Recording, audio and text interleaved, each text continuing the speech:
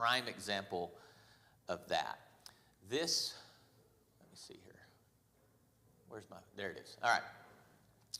So this right here is both something from his biblical heritage, his Jewish heritage, but also from his Greek and Roman education as well. And you can kind of see how he laid out, how he structured.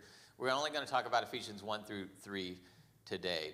And he pays a lot of attention, not to just what he's talking about, but the order and the flow of what he's doing as well.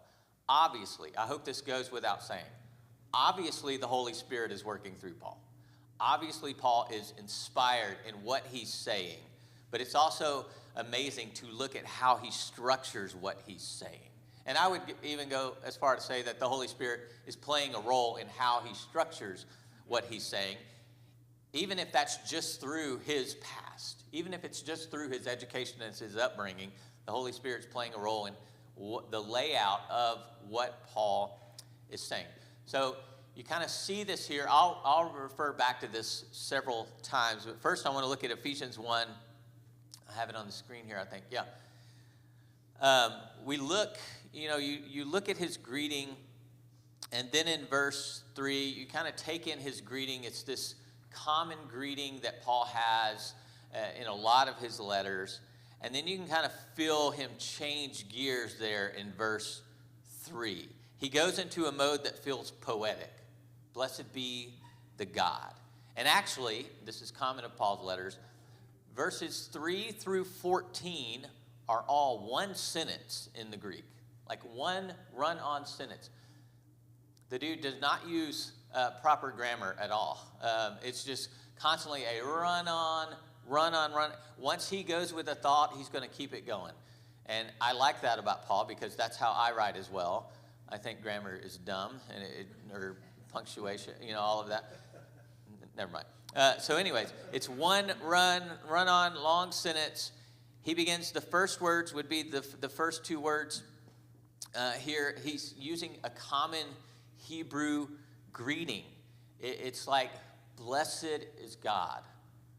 Baruch Adonai, or Baruch Elohim. Like this is who Paul is. He's a Hebrew of Hebrews. He's a Pharisee of Pharisees. Like this is who he just greets. He greets even these Gentile people. Blessed be the God.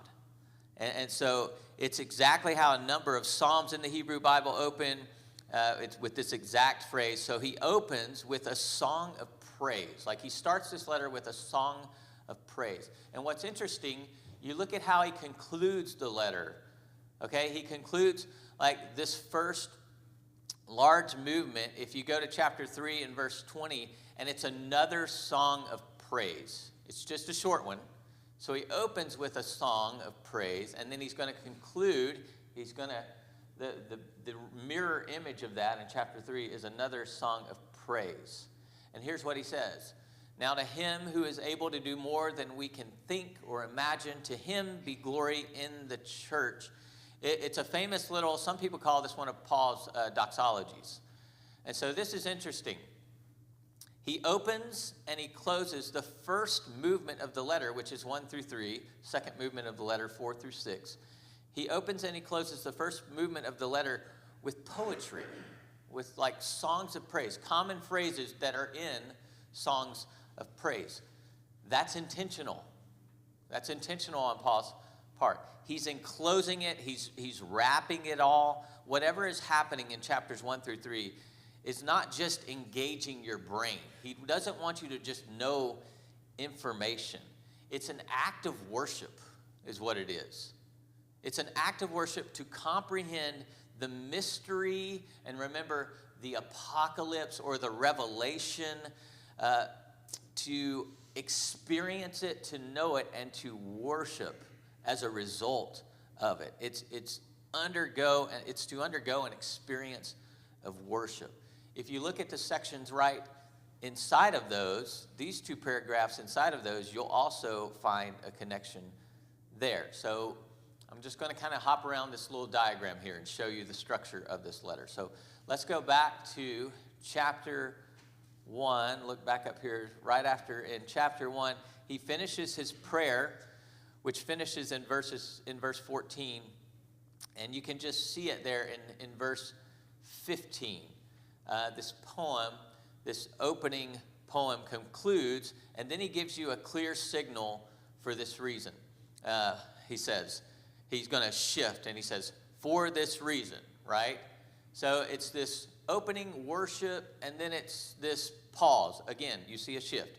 For this reason, because of what I just talked about, for this reason, he's shifting here. And so he starts praying. Do you see this here? Giving thanks to you, mentioning you in my prayers, and all of verses 15 through 23 is the content of Paul's prayer. So this is fascinating to me, and it may be really boring to you, whatever, just sit and indulge me for a little bit, okay?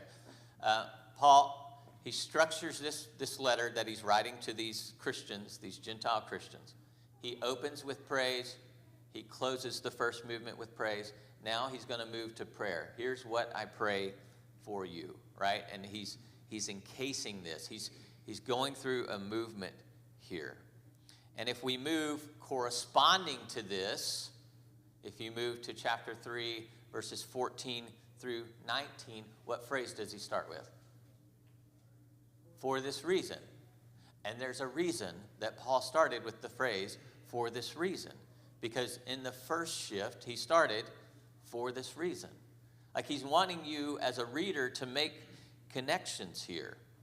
And so you move to the corresponding prayer, and it's another prayer. It's a recorded prayer in the book of Ephesians. In fact, it's in precisely the symmetrical location matching the first prayer. It's in chapter 3, verse 14, and he begins it even with, for this reason, the same intro to the prayer that he talks about in chapter 1.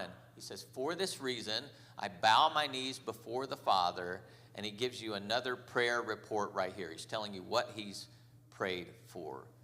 So once you get to this, you're like, okay, now there's intelligent life in what Paul is doing here. Hopefully you're thinking that. Like, there's purpose behind this. Like, he cares about how he puts this together. And look at what he's doing. Like, he's worshiping, praying. Worshiping, praying. So, remember, the theme of the letter is how you comprehend the apocalypse of Jesus and how you respond to the apocalypse of Jesus. So understanding the apocalypse brings you into a moment of worship. Understanding the revelation that Jesus is now bringing in all people, Jew and Gentile, into this family of God through his life, death, and resurrection. It brings you to a moment of pause and of worship, acknowledging one who is greater and more transcendent and more beautiful and more creative than we ever will be or ever could be. And you find your true self in humanity exalted when you consider and ponder these mysteries that Paul is writing about. Like you find your true self, who you were created to be. And so these two prayers inside of it are prayers by Paul that you can actually understand, and you read them, and you really, he's trying to enlighten you as to what the apocalypse is through how he's praying for them and how he's praying for all disciples all in this area. And basically it's this. I am way behind. Right here is what he's trying to pull our attention to know the love of the Messiah that is beyond knowing, right? To know the love of Christ which surpasses knowledge. And actually look at this, that the corresponding prayer in chapter 1, this is chapter 1. His prayer is that in chapter 1, verse 17, the Father of glory would give you a spirit of wisdom and apocalypse. That's the word there, revelation. He wants you to have this revelation. And it's so cool. It's a song of praise, praising God for revealing the apocalypse. And then he has a prayer praying that God will give you the ever-increasing insight into the apocalypse. And then he prays the same thing, but in different words and with a different focus at the end. And like you see this play out in the way that he's writing. So here's why biblical authors do this. This isn't just artistry. It is artistry. It's creative. It's beautiful. It's amazing to me to see this. But when they arrange things symmetrically, they're making comparisons that they want the reader to connect with.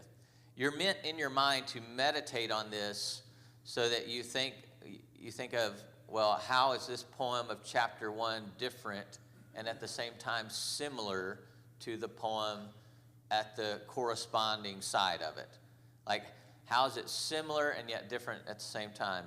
And so what is Paul praying for in chapter 1? And how does that compare with what he prays for in chapter 2? And in noticing the differences and similarities, you start to notice some things, which goes for the next inside units here. You move to C, and here's what he's going to talk about.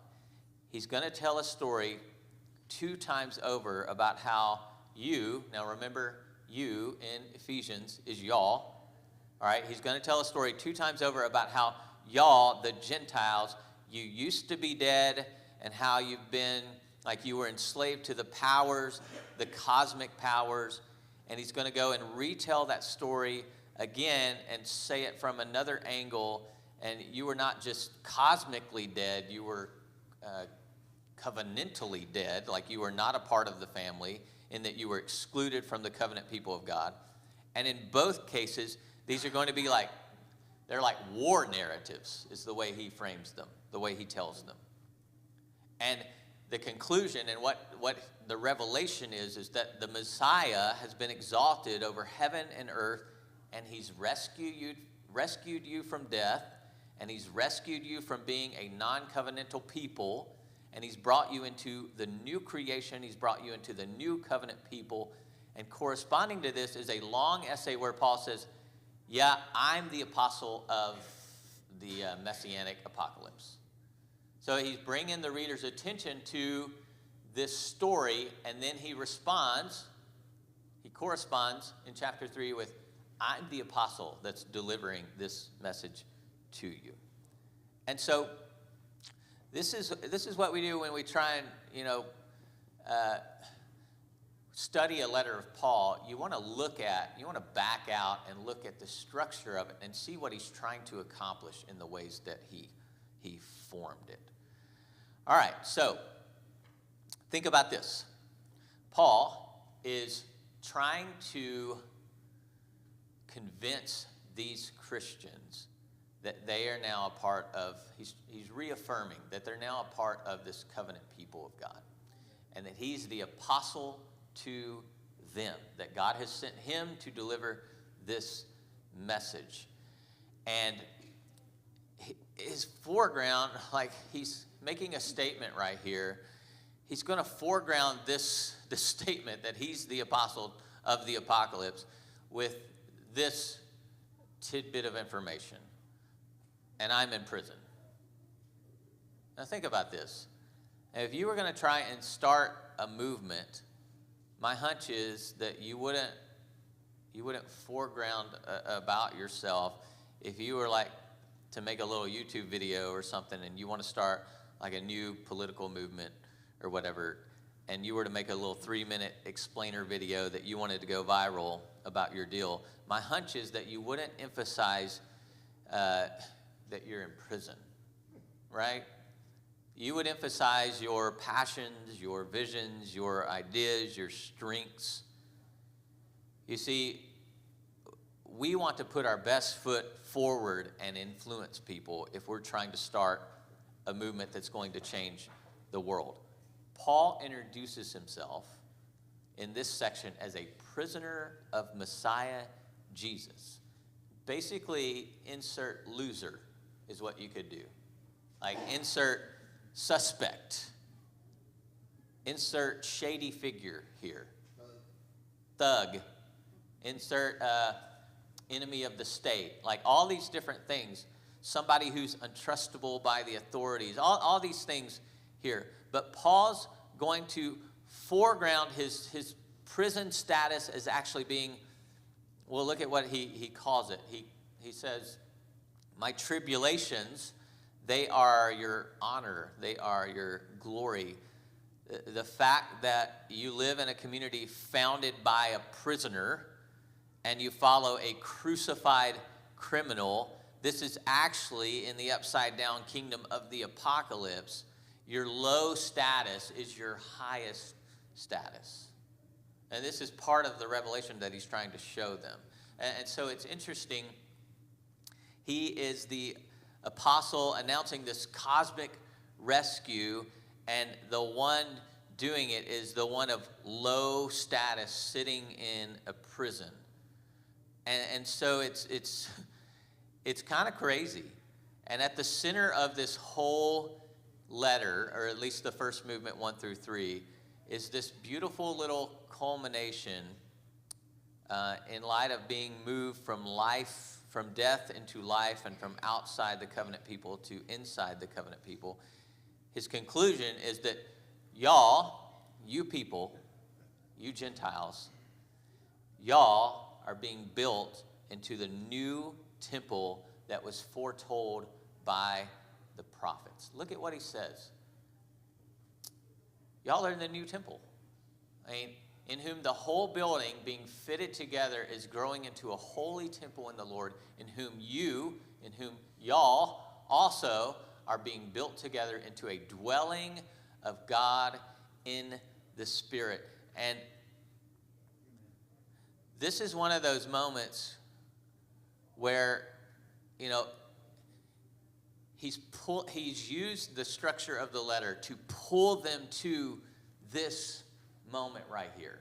The whole letter is about the revelation, the apocalypse of Jesus' life, death, resurrection. Here is the culmination of the first movement. And remember, the first movement is about revealing this apocalypse to them. Chapters 4 through 6, we'll talk about that next time, is going to be about how you respond. So he's trying to get them to comprehend this apocalypse. Then he's going to try and get them to respond to the apocalypse. Here's the meat and potatoes. I don't know how else to say it. Here's the treasure that you find in 1 through 3. Here's what it's all about. Y'all, guys, you Gentiles, you were outside. You had no hope. You had no chance at being a son or a daughter of God. But I am an apostle of Jesus Christ. I have been sent. I, a prisoner of the Messiah Christ. This shady suspect, through my tribulations, through my prison status, through everything that I've gone through, I have been sent to tell you and help you comprehend that y'all are being built into a temple of God. And so Paul's he's clearly raised in a world, like the guy's just brilliant, for one. He's raised in a different worldview, because we would read chapters 2 and then we might think of some different climactic conclusion, and we'd all hold hands together or something. I don't know how we would end the letter, right? I don't know what we would say. And for him, it's just different. For him, the climax of the whole thing is, y'all know what? Y'all are the temple of God. And it's huge. And we read that and we're like, cool. We don't really respond to that because we don't live in this world. We don't live around temples. We don't really know what it's like to be outside the family of God. We don't know what it's like to be excluded in those ways. We read that and we're like, cool. That's interesting. So we're going to have some work to do here. And why? Let me ask you why. Why for him is this the crown jewel? Why for Paul is this the meat and potatoes, that you are all the temple and that the Messiah is the cornerstone? Why is this what he's been pulling us to this whole time, or pulling them to this whole time? right out of the gate in this letter. What do you think?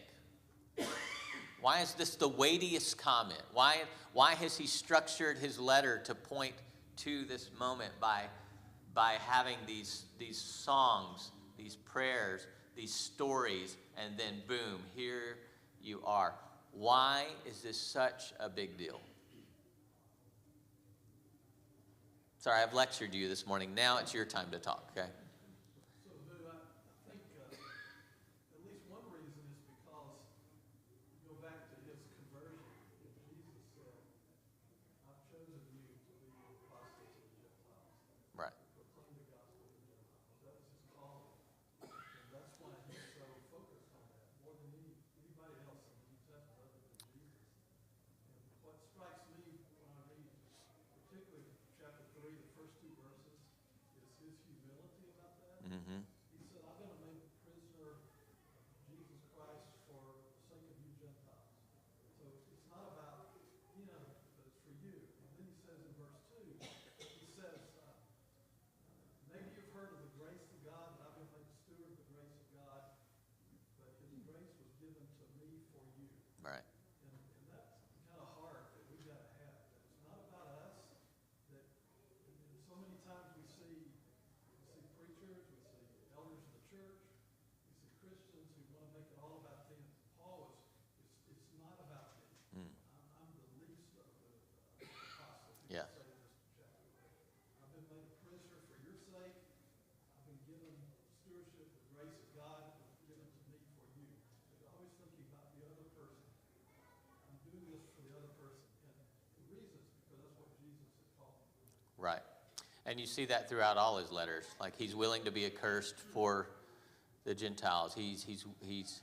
He wants to go be with Jesus, but he knows it's better to stay, to keep doing what God has chosen him to do. I love that. It's pushing this humility of Paul is reminding these people, I have been sent to tell you good news about you all. Yeah, Paul. Okay, there's an elephant in the room, Okay. and we're sitting in it. Roll Tide. I'm just kidding. No. There's an elephant in the room, and we're sitting in it. Tell me. Yes, we're in. That's right. The purpose of this is to say that you are now part of this biblical historical narrative. You've been grafted into this by the grace of God. You are to live that way. You are to be shaped and molded by that. The dwelling place of God is not in a building. It never has been. Preached. It never will be. It never should have been. Jesus does a lot of his work outside of the temple. He goes to the temple because he's a Jew. Paul's the same way. He meets the standards of what the Jewish rituals are. And you see him kind of capitulating to that later. But for us to sit there and say that the dwelling place of God is not only collective within its people, it's also individual for each one of us. That's one of the hearts of his entire letters, is the fact that the Spirit dwells in you, collectively and individually. Right. And I think he's breaking down these racial, cultural barriers that Christ has done all this for you for the sake of what he did. We should live differently. We should be the one. It's not about where you go to church. It's not about the sign. It's not about the building. We're so worried about the building. There's an elephant in this room. We show it every Sunday. We show it every Sunday. There is a scale that we're trying to get to. Spending a lot of money on buildings and the way things look. And far and away from that is this idea, even Old Testament has it. God will not be found in a temple, in a building. The psalmist says. So Paul is moving them away from these ideas that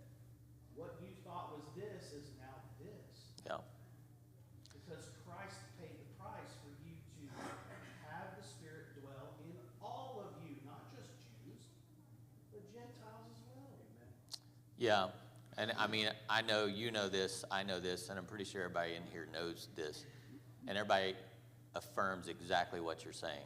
Like, we know that God does not dwell in this building. The building is an instrument that's used for the glory of God, for bringing heaven to earth. And yeah, I know there's differing opinions on buildings, on spending that amount of money, all those different things. And those are conversations for another place and another time.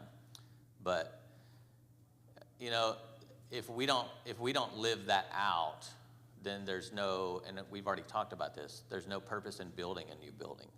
But the new building is not, nobody, no elder, no minister is elevating that new building to the status of, this is what we're trying to achieve. What we're trying to achieve is heaven on earth.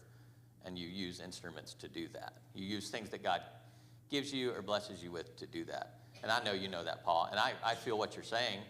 And I think there's a lot bigger and broader implications as to what Paul is saying here in Ephesians. Of, yes, God is no longer in a tabernacle. He's no longer in a tent. He's no longer in a building. He's now mobile. He's always been mobile, but now he's mobile with you. And yeah, if we're not going to live out our faith and show God to people everywhere we go in every moment of our life, there's no point in us building a new building. But I don't believe in 1 second that new building has anything to do with the heart of this church and the heart of what is trying to be accomplished here. And I don't think anybody in here feels that way. I know enough from our personal conversations what you're getting at, and I agree with you. But the heart of this is bigger and broader than that building and that scale up there. So it's a hard conversation to have, and it's keeping priorities straight. And if those priorities ever get out of whack, then we really need to have that conversation, right? If those priorities ever get out of whack, you will see me not be up here anymore. And that's just, I know the hearts of most of the people here and the hearts of the leadership, and this is the heart of that scale that you see every Sunday, right? What else? Amanda?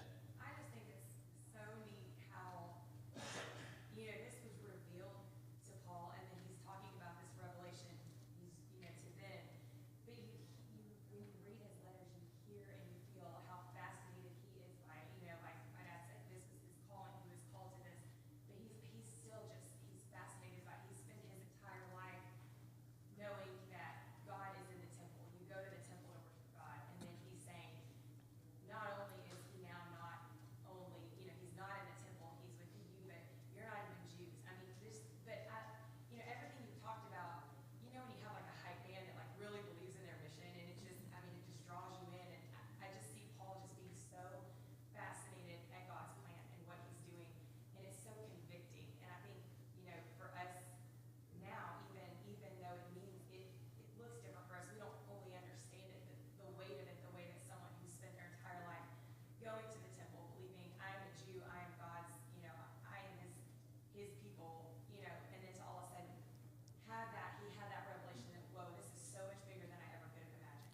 Yes. It's cool to see how he is so fascinated by God's plan, and it's just you feel that, Yeah, I mean, he's sold out for God, for sure. Yeah, and nothing else matters to him except for his mission.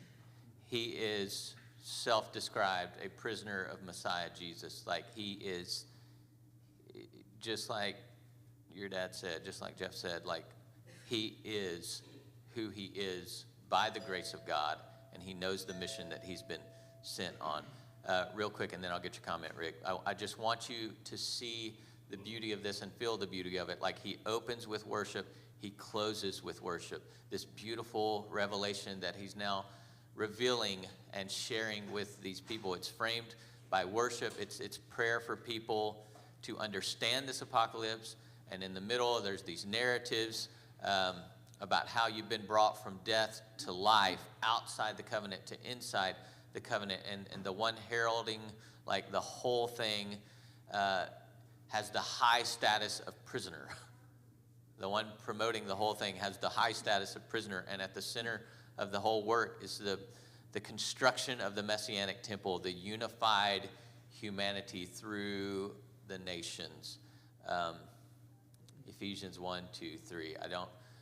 I don't know if you're fascinated by the Bible, but I don't know how you can look at that and not be fascinated by the Bible, right? It's incredible. And just the beauty of the message that he's revealing, it's just a thank you, Lord. Rick? Paul was a Pharisee on steroids. And so when you look at things like this, it shows how amazed and what blew his mind. You can see that perspective in there. And then later in the things that he wrote about thou shalt not, and you don't do this, and you can see that Pharisee part of him saying these are the rules that we need to follow. So you can see in him leading back to the root of being a Pharisee and how he addresses different churches. Absolutely. Yeah, he's got a foot in both worlds, and he's playing to both sides, and God is using it beautifully in the way that he lays this out. Absolutely. All right, next week. Yes, I'll be here next week. I had to think about my calendar there for a second. Next week, we'll jump into and look at the structures of 4 through 6. See you then. Love you.